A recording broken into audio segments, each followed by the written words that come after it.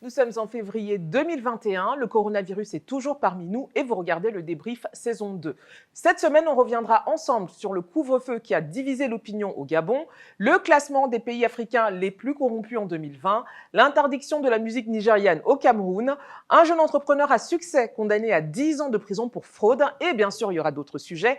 Et en fin d'émission, ce sera notre playlist avec quelques clips, artistes et projets musicaux à découvrir. Mais avant ça, une petite mise au point que je ne pensais plus avoir à faire d'ailleurs. Pour ceux qui nous ont découverts récemment, bienvenue et surtout petit rappel. Le débrief n'est pas un journal télévisé, je ne suis pas une speakerine et oui, je donne des opinions personnelles, j'ai envie de dire que c'est le but même de l'émission. Donc, si ce n'est pas suffisamment clair, je vous invite à consulter les vidéos sur les coulisses de cette émission. Comme ça, certains d'entre vous seront, disons, moins choqués de m'entendre émettre des avis personnels sur les sujets qui sont abordés. Bon, ça c'est donc fait et rangé, venons-en à mon point principal. Dimanche dernier, alors que j'étais occupée à... Qu'est-ce que je faisais d'ailleurs? Bon, quoi qu'il en soit, j'ai commencé à recevoir plusieurs messages sur Instagram et Twitter. Quelques-uns d'entre vous souhaitaient que je parle d'un sujet en particulier dans l'émission. Alors, ça arrive assez souvent que vous me soumettiez des sujets ou des thèmes, mais là, je dois dire que vous étiez quand même particulièrement déchaînés.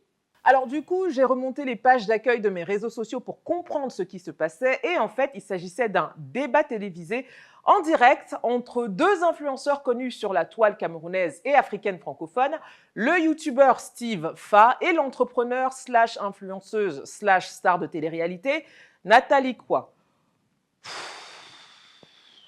Bon, très honnêtement, en temps normal, je n'aurais pas forcément consacré plusieurs minutes à ce sujet, mais devant autant d'insistance de votre part, j'ai accepté de sacrifier 2 heures de mon temps pour regarder en intégralité le clash en question.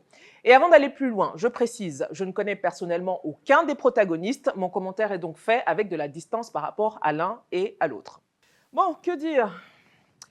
Je vais essayer d'être brève. Commençons par planter le décor en parlant de l'émission elle-même. L'Arène est un des programmes phares de Canal 2, une des principales chaînes de télévision au Cameroun. Diffusé tous les dimanches soirs, il s'agit en gros d'un programme où l'invité se fait malmener. C'est une espèce d'abattoir en direct, disons, le sang et les hurlements en moins. Oui, on arrête quoi? La discussion, je ne peux pas discuter avec un type qui ne comprend pas que le principe, c'est la loi. Mais j'arrête. Mes chers amis, moi je vous ai écouté tout à l'heure. Passons à la deuxième détente de ça. Bon, ça c'est donc le concept. Le clash, ça vend toujours, donc ma foi, pourquoi pas. Généralement, l'Arène reçoit des hommes et femmes politiques ou issus de domaines dits sérieux. On leur doit notamment cette sortie de plateau magnifique signée Calixte Béala. Tout à l'heure, lorsque vous parliez de la France, vous disiez « ils nous ont accordé l'indépendance ». Vous parlez de la France comme quelque chose d'extérieur à vous. Je vais vous demander, vous adressez cette question, mais soyez sincère, s'il vous plaît. Si ça peut vous arriver une fois dans la vie, est-ce que vous êtes encore français? Vous restez, nous sommes en direct à la télé. Mais nous sommes en direct. Vous avez averti, messieurs. Mais Calixte Béala ne va pas nous faire cette invité. Bonne soirée, Madame Béala. Nous sommes. Bonne soirée à vous. Non, Luc Ferry, non. Luc Ferry, c'est notre invité. C'est non. Mais cette fois, l'envie peut-être de faire le buzz et surfer sur la tendance, ils ont décidé de consacrer leur émission aux influenceurs. Et quoi de mieux que la controverse, n'est-ce pas, pour se garantir un bon pic d'audience? Le thème était donc tout trouvé, influenceurs nocifs ou productifs, le cas Nathalie Kwa. Même en faisant abstraction des commentaires, j'ai lancé la vidéo pensant que l'émission parlerait du statut d'influenceur au Cameroun, des rapports avec les marques ou les entreprises. Combien est-ce que les influenceurs sur le plateau sont payés? Ah là là, quelle naïveté de ma part. Tout avait pourtant bien commencé, une première heure d'émission assez banale, même si le nom d'un certain footballeur est apparu dès la 14e minute. La question est de savoir... Vous aviez votre argent, vous savez comment on gagne de l'argent, vous avez entrepris de mettre sur pied des sociétés qui fonctionnent.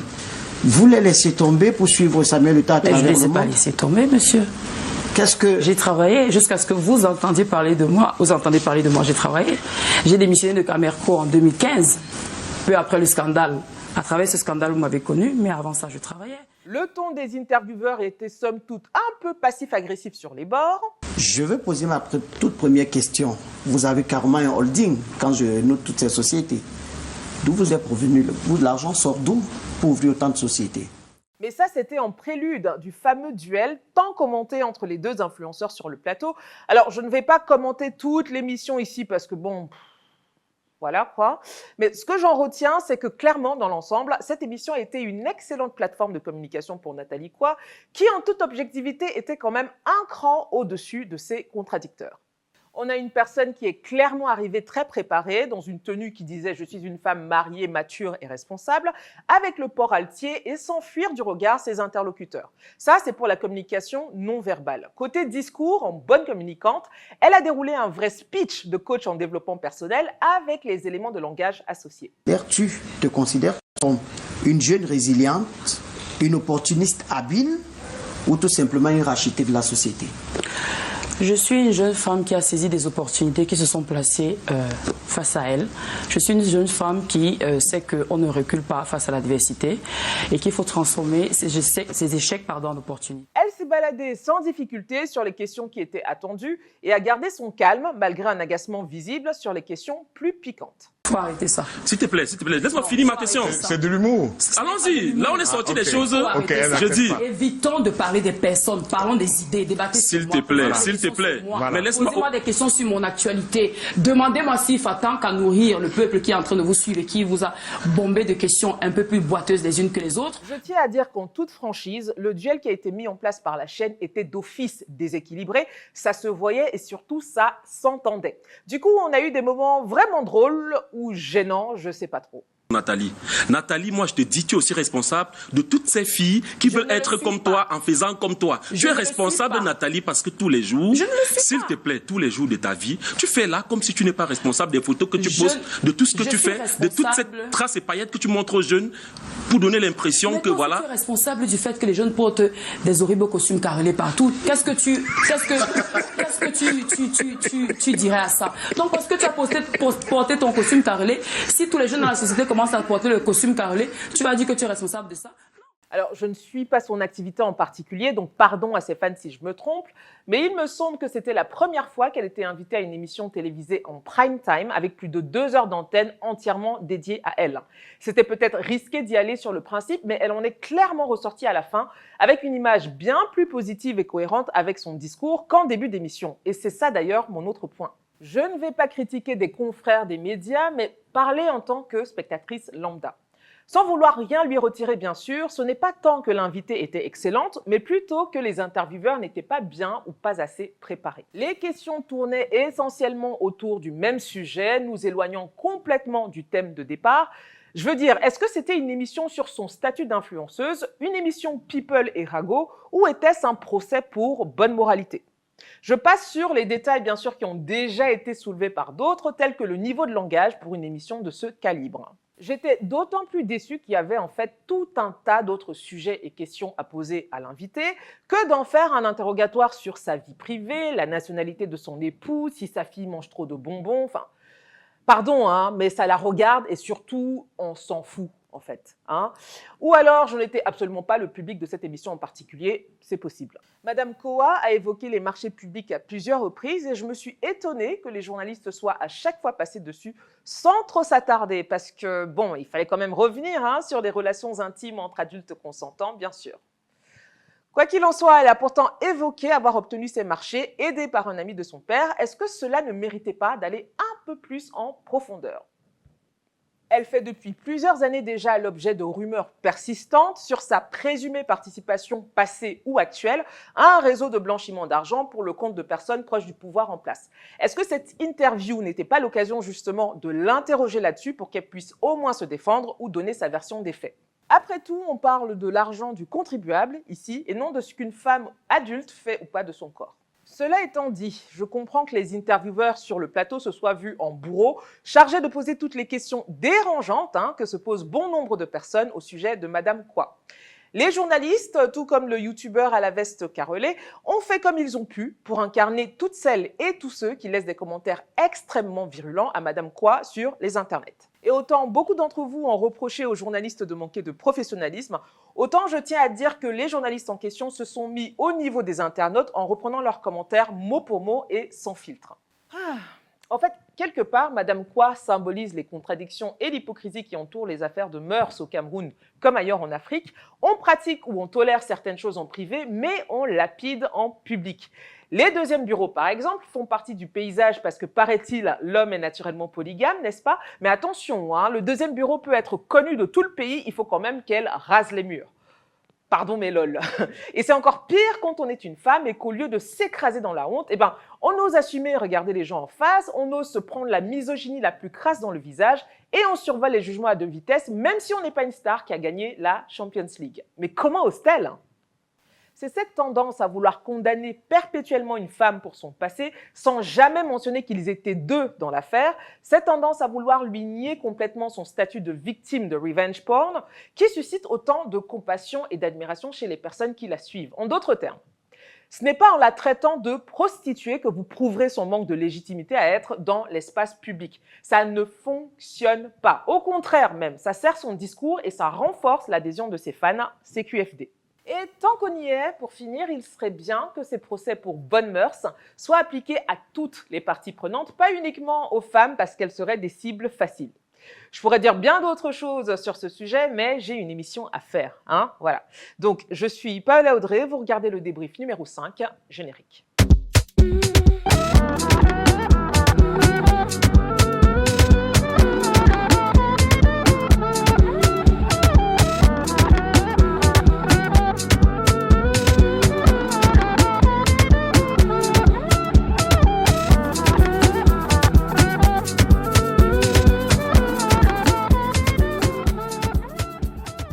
C'est parti pour le répondeur.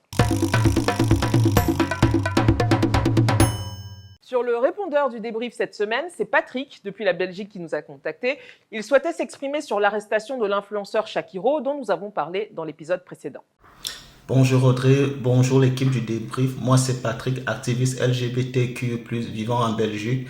Je défends la cause des personnes gays, transgenres et homosexuelles en Afrique.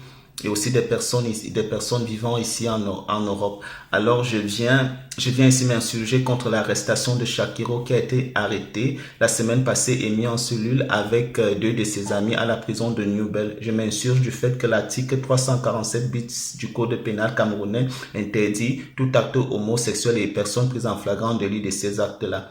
Et ces arrestations sont généralement arbitraires et basées sur une loi totalement injuste qui a été greffée d'une loi française des années 1970. Je viens ici pour que les gouvernements africains essayent vraiment de tabler dessus et de s'asseoir désormais sur une dépénalisation de l'homosexualité en Afrique. Parce qu'il y a des meurtres, il y a des arrestations arbitraires. Je me souviens du cas d'Eric Lebembe-Oena, un ami assassiné en 2012. Jusqu'aujourd'hui, ce meurtre n'a pas été élucidé. Je viens ici parler aux journalistes, aux blogueurs, de partager ces affaires pour que enfin on essaye de discuter au sujet des droits humains pour les personnes LGBT et trans vivant en Afrique. Cela ne peut plus durer. Nous sommes tous africains, nous sommes tous égaux et nous avons tous droit de vivre heureux et épanouis. Merci à l'équipe du débrief et à Audrey. Gros bisous depuis Bruxelles. Merci Patrick pour ton message. Si vous souhaitez également passer dans le répondeur de la semaine prochaine, envoyez-nous une vidéo d'1 minute 30 maximum sur WhatsApp au +225 07 97 84 08 87. On va maintenant passer aux news de la semaine. Avant de rentrer à proprement dit dans les news, je voulais faire un petit big up. Vous le savez, dans l'émission, on met en avant des initiatives citoyennes qui permettent concrètement de changer la vie des populations sur le continent. La dernière fois, on a par exemple parlé de ces citoyens congolais qui voulaient boycotter le paiement des taxes pour forcer leurs autorités à réparer les routes et les ponts. Cette fois, je vous emmène au Malawi pour parler de Stanley Onjezani Kenani. Le média sud-africain Mail and Guardian lui a consacré un portrait et je souhaitais absolument le partager avec vous. Stanley est un écrivain, un critique et un poète originaire du Malawi. Ce pays de 18 millions d'habitants au sud du continent est frappé de plein fouet par le Covid, avec des contaminations à la hausse, plus de 27 000 cas et près de 900 décès. Comme dans d'autres pays africains, les hôpitaux sont peu ou pas équipés pour faire face et des malades perdent la vie faute de soins. C'est notamment ce qui est arrivé à Paul, un ami de Stanley. Il lui fallait 288 $ américains pour avoir un respirateur, mais le temps que ses proches rassemblent la somme, il est décédé. Stanley Onjezani Kenani a donc décidé de mettre en place une collecte nationale pour financer l'équipement des hôpitaux du Malawi et les citoyens malawites ont chacun et chacune contribué à la hauteur de leurs moyens. Aujourd'hui, ce sont plus de 170 000 $ américains qui ont été récoltés sous la bénédiction du gouvernement. Alors, bien sûr, bravo à Stanley et à toutes les personnes qui ont donné, mais honnêtement, est-ce que c'est à des citoyens de faire le travail de l'État? Surtout quand il y a des suspicions de détournement des fonds qui ont été alloués pour faire face à la pandémie dans le pays. Finalement, quelque part, c'est un peu comme l'entrepreneuriat. C'est-à-dire qu'en fait, une grande partie des États africains faillissent à fournir le minimum syndical et c'est souvent sur des initiatives privées ou des entrepreneurs qu'on s'appuie pour régler des problèmes qui sont avant tout structurels. Mais enfin, rien de nouveau sous le soleil ici. Donc du coup, on envoie nos encouragements à tous les personnels soignants du continent qui doivent vraiment faire beaucoup avec très très peu.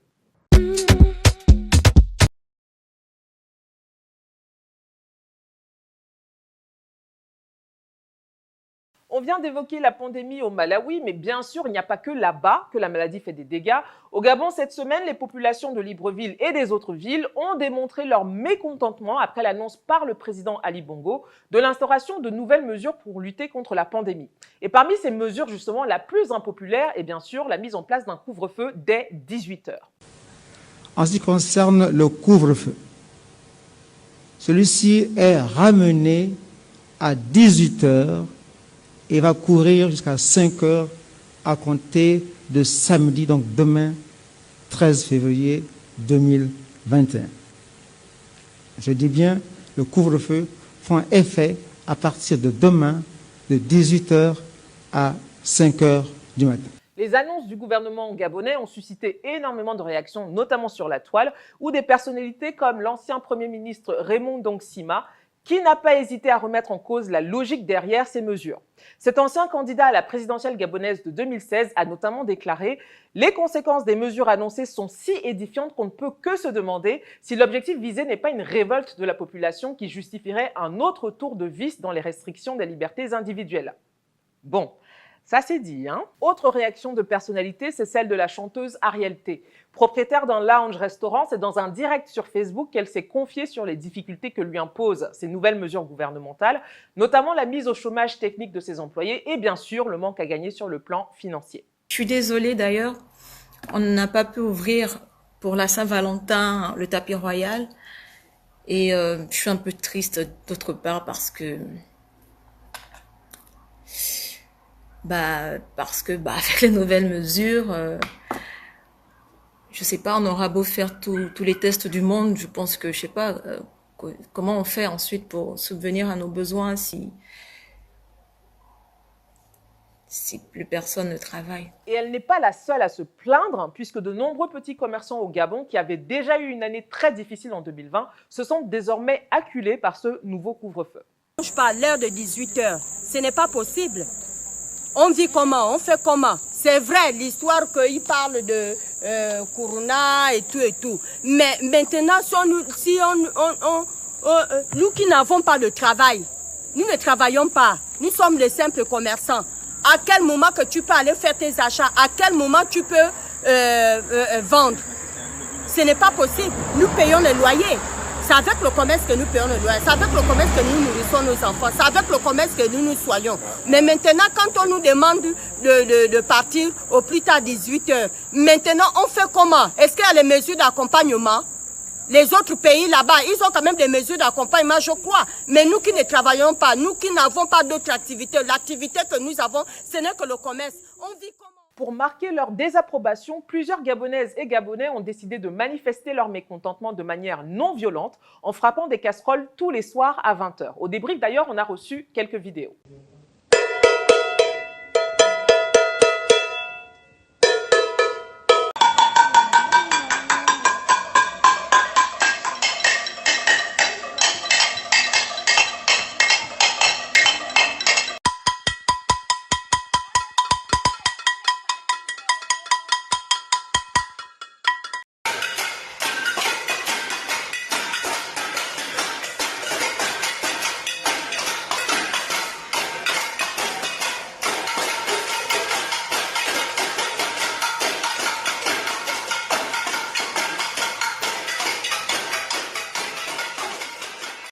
courage à nos amis du Gabon en espérant bien sûr que les contaminations et les décès soient rapidement revus à la baisse.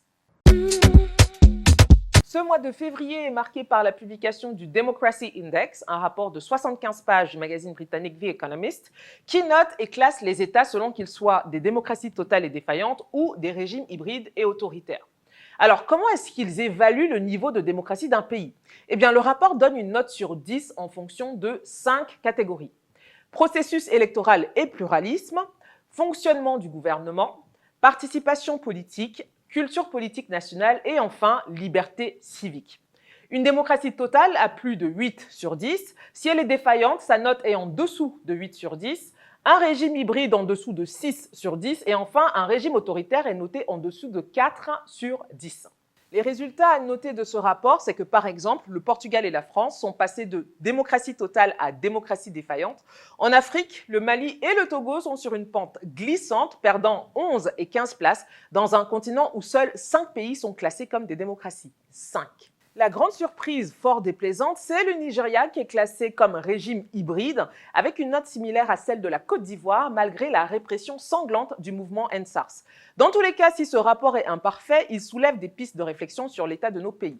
Toujours en matière de classement, le 28 janvier dernier, l'ONG Transparency International a dévoilé son célèbre classement annuel des pays les plus corrompus du monde. Et j'ai envie de dire, comme d'habitude, l'Afrique est la région la moins bien classée du monde avec un niveau de corruption toujours aussi préoccupant. Puisqu'on ne peut pas vous lire l'intégralité du classement dans l'émission, voici un très bref résumé. Le Cap-Vert est le pays le moins corrompu d'Afrique de l'Ouest, suivi du Sénégal et du Ghana. La Côte d'Ivoire a gagné 2 places par rapport à 2019, mais n'est que 20e pays le moins corrompu d'Afrique. Le Gabon a perdu 6 places et devient le 27e pays le moins corrompu du continent. Le Mali, le Togo et la Guinée sont respectivement 29e, 31e et 32e du classement anticorruption. Le Cameroun, lui, gagne 4 places par rapport à 2019, mais est le 38e pays le moins corrompu sur 54, ou si vous préférez dans l'autre sens, le 17e pays africain le plus corrompu. Voilà. Et dans le bas du tableau, la Guinée-Bissau serait le pays le plus corrompu d'Afrique de l'Ouest et la Guinée équatoriale serait le pays le plus corrompu d'Afrique centrale, suivi d'ailleurs de la RDC qui a reculé de 2 places par rapport à 2019. On retrouve également le Congo-Brazzaville, le Tchad et la Guinée parmi les mauvais élèves, mais la palme, vraiment la palme, revient à l'Afrique de l'Est qui occupe les 3 dernières places du classement, avec le Soudan du Sud et la Somalie. Du coup, question pour vous, chers débriefeurs et débriefeuses, est-ce que ce classement correspond vraiment à votre perception de la corruption dans votre pays? J'attends vos commentaires. Dans notre rubrique en bref, cette semaine, on va d'abord prendre des news de Bobi Wine. Candidat malheureux à la dernière présidentielle ougandaise de cette année, il n'est plus assigné à résidence comme nous l'évoquions dans l'épisode 1, mais les ennuis ne se sont pas arrêtés pour autant. Alors qu'il tentait de se rendre au bureau des Nations Unies à Kampala pour déposer une plainte contre le gouvernement de Museveni pour violation des droits humains et arrestation arbitraire, les forces de l'ordre lui ont tout simplement barré le chemin. Et elles n'ont pas fait que ça d'ailleurs, puisque plusieurs journalistes qui essayaient de filmer Bobi Wine ont également été sauvagement tabassés, certains étant même conduits à l'hôpital dans un état critique. Le moins qu'on puisse dire, c'est que les autorités ougandaises feront tout ce qui est en leur pouvoir pour nuire à celui qui est déjà devenu le symbole de la résistance en Ouganda et dont d'ailleurs c'était le 38e anniversaire cette semaine. Happy birthday, Mr. Wine. Un autre qui fêtait son anniversaire très récemment, c'est Paul Biya. Le chef de l'État camerounais a eu 88 ans le 13 février dernier. Il est né en 1933. Et pour l'occasion, on a bien sûr eu droit aux traditionnelles photos du gâteau en famille. On en a même vu une avec Yannick Noah qui était là en guest star. Mais le clou du spectacle, c'est quand même ces jeunes étudiants qui auraient organisé une cérémonie de célébration d'anniversaire de son Excellence Paul Biya. Si, c'est même écrit sur une bannière, voilà. Et pour ça, ils ont carrément loué une des principales salles de spectacle du pays, soit le Palais des Sports de Yaoundé. Et quand je dis « ils », je parle bien évidemment pas des jeunes étudiants qui ont été recrutés pour une bouchée de pain, mais bien du RDPC, le parti au pouvoir, dont quelques dignitaires ont fait le déplacement pour souhaiter joyeux anniversaire à leur leader adoré. Leader d'ailleurs qui a été célébré en son absence, puisque le principal concerné n'a même pas daigné les honorer de sa présence. Quoi qu'il en soit donc, joyeux 88e anniversaire à Paul Biya qui d'ici la fin de son mandat actuel sera âgé de 92 ans. Super. Puisqu'on est au Cameroun, l'autre actu de la semaine, c'est l'annulation du concert de l'artiste nigérian Naira Marley. En effet, depuis plusieurs semaines, une poignée de célébrités camerounaises mènent une véritable croisade sur les réseaux sociaux contre la musique nigériane et ont même appelé à ce que celle-ci soit bannie des médias au Cameroun. Même si la dite campagne provoque beaucoup de débats en ligne, on ne peut pas vraiment dire que la majorité de l'opinion publique y soit favorable. Mais enfin, le week-end dernier, alors qu'il arrivait du Nigeria, le chanteur Naira Marley a appris en sortant de l'aéroport de Douala que son concert n'aurait pas lieu. En cause, les autorités auraient demandé que son spectacle soit interdit. Pour quelle raison ? Eh bien, les versions diffèrent, mais plusieurs sources rapportent que certains artistes camerounais, dont on tait les noms pour le moment, auraient fait pression sur le ministère de la Culture pour que le concert soit annulé, prétextant que Naira Marley serait, je cite, un mauvais exemple pour la jeunesse. Il y a de quoi rire quand même, hein. Quelle hypocrisie! Doit-on commencer à lister le nombre d'artistes camerounais qui ont des chansons pour le moins tendancieuses et dont aucun concert n'a jamais été interdit? Quoi qu'il en soit, si ce débat autour de l'interdiction de la musique nigérienne au Cameroun vous intéresse, je vous recommande de regarder nos amis de chez Freaky Table qui y ont consacré une émission disponible sur YouTube. Puisqu'on vient de parler du Nigeria, continuons sur cette lancée puisque le pays a été en vogue cette semaine grâce à ses citoyens et ses citoyennes. Il y a d'abord une répression qui a eu lieu, une répression brutale de manifestants, samedi 13 février à Lagos. Plusieurs jeunes étaient dans la rue pour notamment réclamer une enquête plus poussée sur le massacre de Lekki, en référence à ces jeunes qui avaient été tués par des forces de l'ordre en octobre dernier lors des manifestations EndSARS. Le webcomédien et activiste Mr Macaroni, que vous connaissez peut-être, fait partie de ceux qui ont été arrêtés et brutalisés par la police samedi 13 février avant d'être libérés le lendemain. Mais le Nigeria a surtout été dans l'actualité ces derniers jours en lien avec la nomination de Ngozi Okonjo-Iweala à la tête de l'Organisation mondiale du commerce. Ngozi Okonjo-Iweala n'est pas femme à se reposer sur ses lauriers. À 66 ans, elle le prouve encore avec ce nouveau défi qui s'offre à elle, réformer l'Organisation mondiale du commerce. Dans son pays de naissance, le Nigeria, le docteur Ngozi a le profil parfait. Ce poste nécessite quelqu'un de non partisan. Pour trouver une synergie dans cette pandémie, trouver aussi une synergie dans les finances publiques et le commerce mondial, afin que nous puissions tous vivre dans un monde meilleur. Pour y parvenir, Ngozi Okonjo-Iweala pourra s'appuyer sur son expérience. Et son parcours est impressionnant. Après une enfance marquée par la guerre du Biafra, elle quitte le Nigeria à 19 ans. Direction Harvard aux États-Unis, puis le MIT où elle décroche son doctorat en économie régionale et développement. Elle entre en 82 à la Banque mondiale où elle fait carrière, avant d'être rappelée en 2003 pour servir son pays. Par 2 fois ministre des Finances et brièvement chef de la diplomatie, Ngozi Okonjo-Iweala marque les esprits. Elle obtient l'effacement de la dette publique du Nigeria, multiplie les privatisations et lutte activement contre la corruption. Un combat qui dérange, sa mère sera même enlevée dans le delta du Niger. Cette dernière, âgée de 83 ans, parviendra à échapper à ses ravisseurs. Femme d'expérience et de conviction, Ngozi Okonjo-Iweala sait tirer profit de ses revers, comme lorsqu'en 2012, la présidence de la Banque mondiale lui échappe, attribuée au candidat de Washington, le Sud-Coréen Jim Yong Kim. Ironie du sort, aujourd'hui c'est elle qui a obtenu le soutien de l'administration Biden pour diriger l'OMC, après l'abandon de la candidate sud-coréenne. La nomination de Tata Ngozi a été accueillie avec beaucoup de ferveur par l'opinion publique africaine dans son ensemble, mais bien sûr, ceux qui ont fait le plus de bruit, ce sont bien évidemment ses compatriotes nigérians. D'ailleurs, un hashtag #BeLikeNgozi a été activement partagé, alimenté par des photos de petites filles ou jeunes femmes habillées comme la nouvelle boss de l'OMC. Et pour conclure cette page Naija sur une note un peu plus épicée, cette semaine se tenait aussi le procès d'Invictus Obi à l'état civil connu sous le nom d'Obi Nwane Okeke. Célébré comme un entrepreneur à succès, le jeune homme était en réalité un escroc qui se servait d'Internet pour pirater les données de particuliers ou d'entreprises. Ces escroqueries effectuées entre 2015 et 2019 s'élevaient quasiment à 11 millions de dollars au moment de son arrestation par le FBI, s'il vous plaît. Et l'année dernière, il avait plaidé coupable pour fraude. Cette semaine, Obi a donc écopé de 10 ans de prison ferme, condamné par un tribunal de l'État de Virginie. Et avant que vous ne me posiez la question, non. Je n'ai pas de nouvelles au sujet de son compatriote et collègue escroc, j'ai nommé Hush Puppy. On a parlé nomination tout à l'heure, et bien il y en a eu une cette semaine en politique, c'est celle du nouveau Premier ministre de la République démocratique du Congo. Enfin, en Angola, l'homosexualité n'est officiellement plus un crime. Voté en 2019, le nouveau code pénal angolais est entré en vigueur la semaine dernière et ne fait plus mention de sanctions à l'égard de toute personne qui aurait une relation amoureuse ou sexuelle avec une personne du même sexe. Par ailleurs, désormais en Angola, la discrimination sur la base de l'orientation sexuelle est illégale et passible de prison. Alors certes, il y a encore beaucoup de chemin à faire, mais c'est déjà un pas vers l'égalité qu'il faut saluer. Parlons musique maintenant, et dans ce domaine, une des principales actus ces derniers jours en Afrique, c'est bien sûr la bande-son officielle de Coming to America 2. Ce classique du cinéma afro-américain, connu en français sous le titre Un prince à New York, et toujours incarné par Eddie Murphy, a été remis au goût du jour et sortira le 5 mars 2021 en exclusivité sur Amazon Prime Video. Il semblerait que vous ayez un fils. Retrouvez-le. Préparez le jet royal.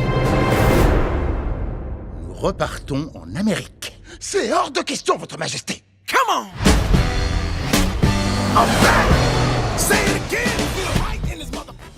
Et pour accompagner le film, un album a été conçu en collaboration avec plusieurs artistes américains et africains. Ainsi, on retrouve dans la tracklist des artistes comme l'ivoirien DJ Arafat, le duo togolais Toufan, le camerounais Loco, le congolais Fally Ipupa, le tanzanien Diamond Platnumz, les nigérians Tiwa Savage, Larry Gaga et Tekno, ainsi que de nombreux artistes sud-africains parmi lesquels le rappeur Nasty T ou encore Prince Kaybee. Félicitations donc à tous ces artistes sélectionnés, c'est une belle opportunité que d'apparaître sur la bande-son d'un film qui aura très probablement un succès international. Alors, côté playlist cette semaine, on a tout d'abord un projet d'une jeune artiste ivoirienne à vous présenter. Elle s'appelle Diane D et le 14 février dernier, elle a sorti un tout premier projet, Juste un dimanche. Un EP de 6 titres aux sonorités très R&B. Mon titre favori est sans doute celui qui clôture le projet, une collaboration avec Shanizy, joliment intitulée « L'amour ne suffit pas ». Tu peux prendre tes distances, je serai pas loin. Sur IG, je peux te stock, venir te parler. Tu sais, les ex reviennent toujours quand t'es heureux. Complimenter ta beauté quand tu te trouves horrible. Donc dans 6 mois, je reviendrai te dire je regrette et tu me diras. L'amour ne suffit pas. Fuck you. L'amour ne suffit pas. L'amour ne suffit jamais, babe, quand les actes ne parlent pas. Souvent l'amour ne suffit pas. Non, l'amour ne suffit pas. L'amour ne suffit jamais, babe, quand les actes ne parlent pas. Babe, quand les actes ne parlent pas. Pour ce qui est de nos recommandations clips cette semaine, il y en a 3. Tout d'abord, la belle ballade Olopa par l'artiste camerounais Martin New Songs, artiste que vous devriez découvrir de toute urgence d'ailleurs avec son dernier projet Satisfaction. Single and searching, yeah, yeah. I'm gonna make you call telephone 237 11 44 44. Make I tell you something. I say make I tell you something, baby. All of my baby, oh. I go investigate your bum bum. Only show only me. See, I go invest for your bum bum bum. All of my baby, oh. I go investigate your bum bum. Hey, me new songs and I be singer. See, I go sing for your bum bum. À Babi, c'est Kaja et Fireman qui ont capté notre attention avec leur titre Tout est eau. Et d'ailleurs, je plaide pour que Fireman tourne désormais tous ses clips en costard. Voilà, c'est dit. Il voit pas, y'a pas l'homme qui est plus frais, qui voit rien. Il voit pas. Ici on s'enjaille sur Agouetou. Y'a quel moment 225 qui voit rien, c'est nous. À quel moment nous on aime chaud, nous on aime paix, nous on aime danser, nous on aime zé, nous on aime claquer, puis on assume. Ça c'est boucan. Tout est bien zo, à fond dans le benzo. La petite est bien zo, Abidjan, Côte d'Ivoire zo. Mon flow fait danser les condés, fait bander les gonzesses, fait rentrer la quicheta. On vient pour faire danser les mamans, fait danser les... Et enfin, notre dernier clip de la semaine nous vient du Ghana. C'est la chanteuse Amaré et son nouveau titre Sad Girls Love Money, un titre extrait de son projet The Angel You Don't Know. For the DJ to play my song, I dey wind grind on your bubble. Somebody please don't call on the bubble. Turn it up and then drop it low. All these up down, it don't make me go low. I be waiting all night long, oh. Tonight I no go pick my phone 'cause I'm so gonna fuck out of my way. I'm gonna get paid, yeah. I wanna get paid, yeah. Just give me my mood, la la la. Get the fuck out of my way. I'm gonna get paid, yeah. I'm gonna get paid, yeah. Just give me my mood, la la la. I really like to party. Pour retrouver au même endroit tous les titres qui sont joués ou recommandés dans nos émissions, rendez-vous sur Spotify et Apple Music avec notre playlist officielle, le Débrief TV. Le débrief numéro 5, c'est fini. Si vous avez aimé, n'hésitez pas à liker et partager. Et si vous ne nous suivez pas déjà, rendez-vous sur Instagram, Twitter et Facebook. Vous pouvez également nous soutenir via un don sur PayPal à l'adresse paypal.me/ledébrief ou par Orange Money si vous êtes en Côte d'Ivoire au +225 07 97 84 08 87. On remercie bien sûr les marques Yebe Design et Biz Accessoires qui m'habillent cette semaine. Quant à nous, je vous fais plein de bisous, enfin à distance, Corona oblige, mais le cœur y est. Et je vous dis à la semaine prochaine. Salut!